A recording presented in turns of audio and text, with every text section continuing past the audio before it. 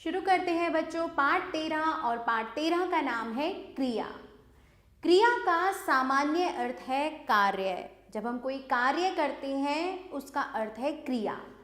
संपूर्ण सृष्टि में अनवरत क्रियाएं होती रहती हैं, बहुत सारे काम होते रहते हैं। सृष्टि का चराचर किसी न किसी क्रिया में संलग्न है।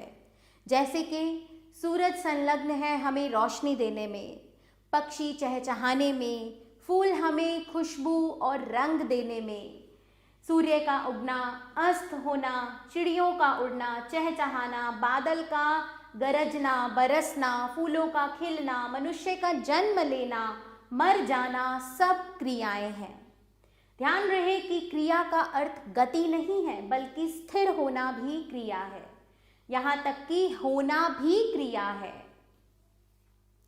सूर्य उदय हो रहा है, पक्षी उड़ रहे हैं, फूल खिल रहे हैं। जिस विकारी शब्द से किसी कार्य के होने का बोध हो उसे क्रिया कहते हैं, जैसे नहाना, खाना, दौड़ना, उठना, बैठना, सोना आदि। फिर आगे आते हैं हम धातु पर। क्रिया का मूल रूप धातु कहलाता है।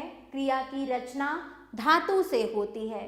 क्रिया के प्रत्येक रूप में धातु होती है। जैसे हस धातु से हम कितने क्रियापद बना सकते हैं। हस, हंसता, हंसती, हंसेगा, हंसेंगे, हंसूंगा, हंसो। पढ़ धातु से पढ़ा, पढ़ता, पढ़ती, पढ़ेगा, पढ़ेंगे, पढ़ूंगा, पढ़ो। और लिख धातु से लिखा, लिखता, लिखती, लिखेगी, लिखेंगे, लिखूंगा, लिखो। इस प्रकार बच्चों बहुत सी ऐसी धातु होती हैं जिनसे हम क्रियापद बना सकते हैं। धातु में ना जोड़कर क्रिया का मूल रूप बनता है। जैसे धातु है लिख, मूल रूप लिखना, खेल, खेलना, दौड़, दौड़ना, देख, देखना। अब आते हैं हम क्रिया के भेद पर। कर्म की दृष्टि से क्रिया के निम्नलिखित दो भेद होते हैं, सकर्मक क्रिया और अकर्मक क्रिया। सबसे पहले देखेंगे हम सकर्मक क्रिया। इस क्रिया के साथ इसका कर्म होता है, इसलिए इसे सकर्मक क्रिया कहते हैं। जैसे माँ ने भोजन पकाया, तो पकाने का जो माँ ने भोजन पकाया उसमें कर्म किस पर हुआ? भोजन पर। रवि मिठाई लाया, तो यहाँ कर्म है मिठाई। उपर्युक्त वाक्यों में भोजन और मिठाई कर्म है, अतः पकाया और लाया सकर्मक क्रियाएं हैं। सकर्मक क्रिया की पहचान करने के लिए क्रिया से पहले क्या शब्द लगाकर प्रश्न करते हैं।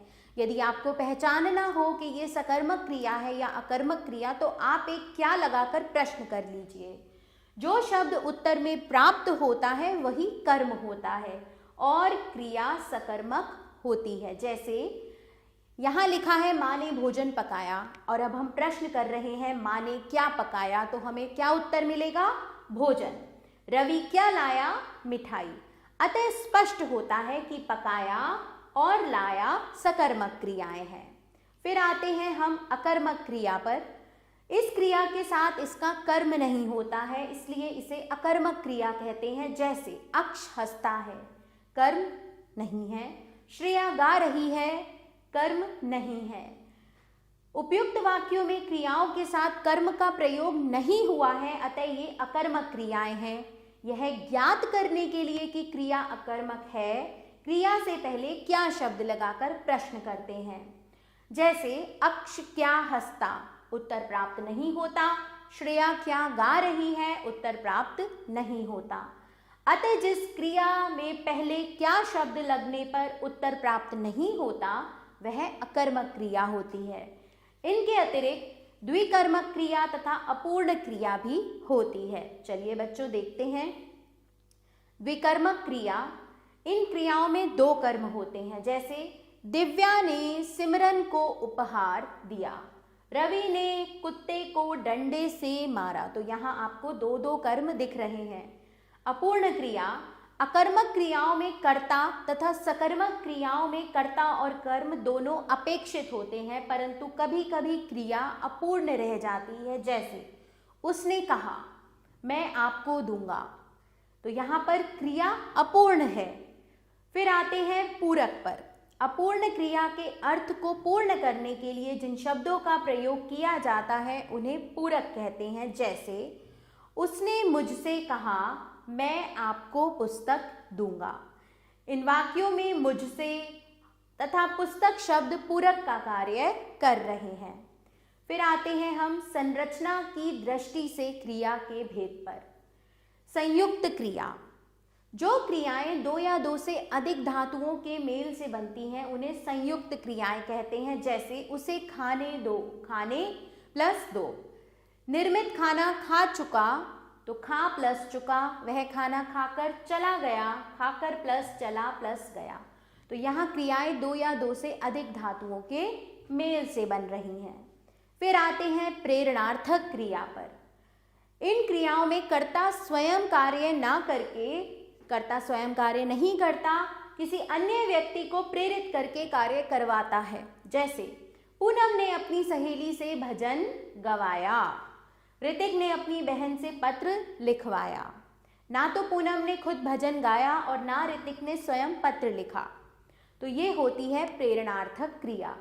फिर आएंगे हम पूर्वकालिक क्रिया पर। वाक्य में मुख्य क्रिया से पहले यदि कोई दूसरी क्रिया प्रयुक्त होती है, जो मुख्य क्रिया है उससे पहले कोई दूसरी क्रिया दी गई हो तो उसे पूर्वकालिक क्रिया कहते हैं।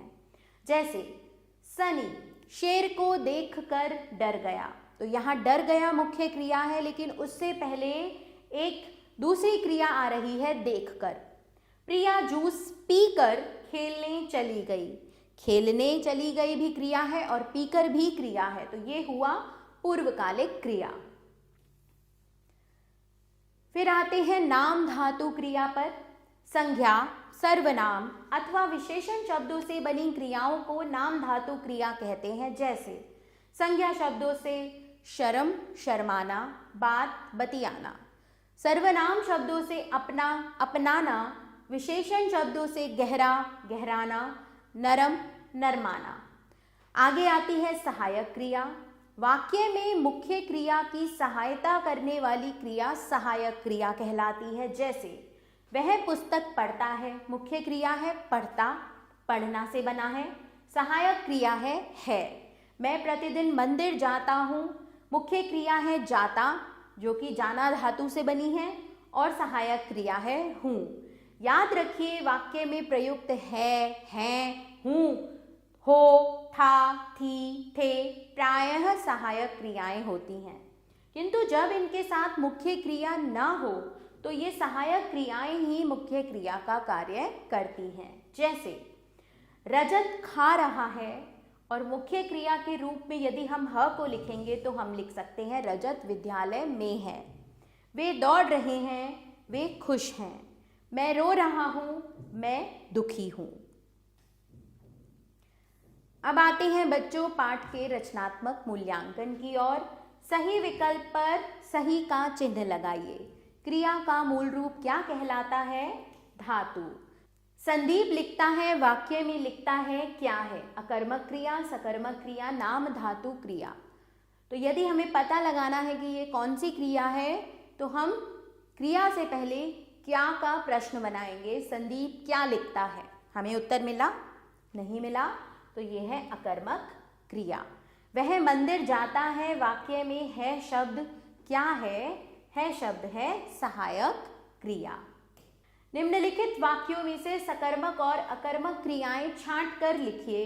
स्नेहा हंसती है, तो यहाँ पर हंसती है, ये है अकर्मक क्रिया। ठीक है, हंसती है क्या है यहाँ पर? अकर्मक क्रिया।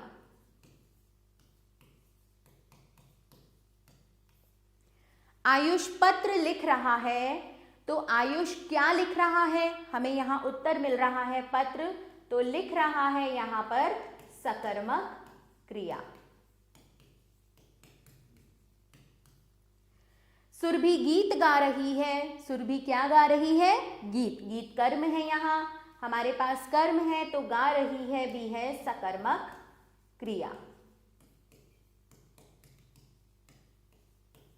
अपूर्वा दौड़ रही है, हम प्रश्न करेंगे अपूर्वा क्या दौड़ रही है? हमें उत्तर नहीं मिल रहा है, तो यहाँ पर दौड़ रही है अकर्मक क्रिया।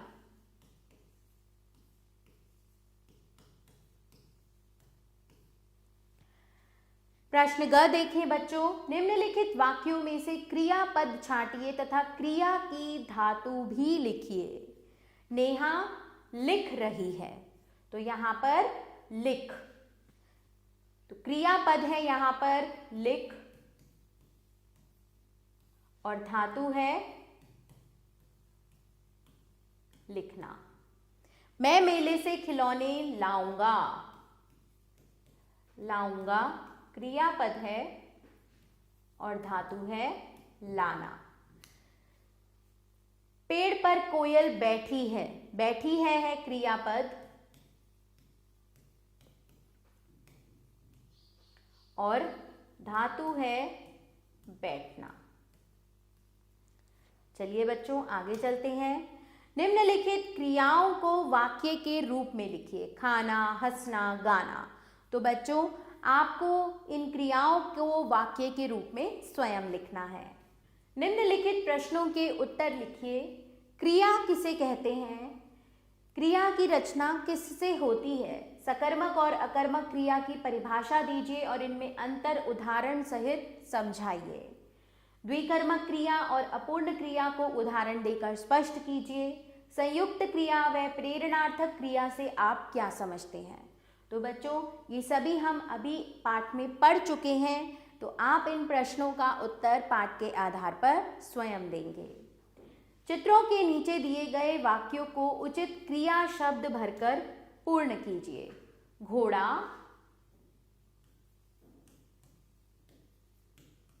दौड़ रहा है। कुत्ता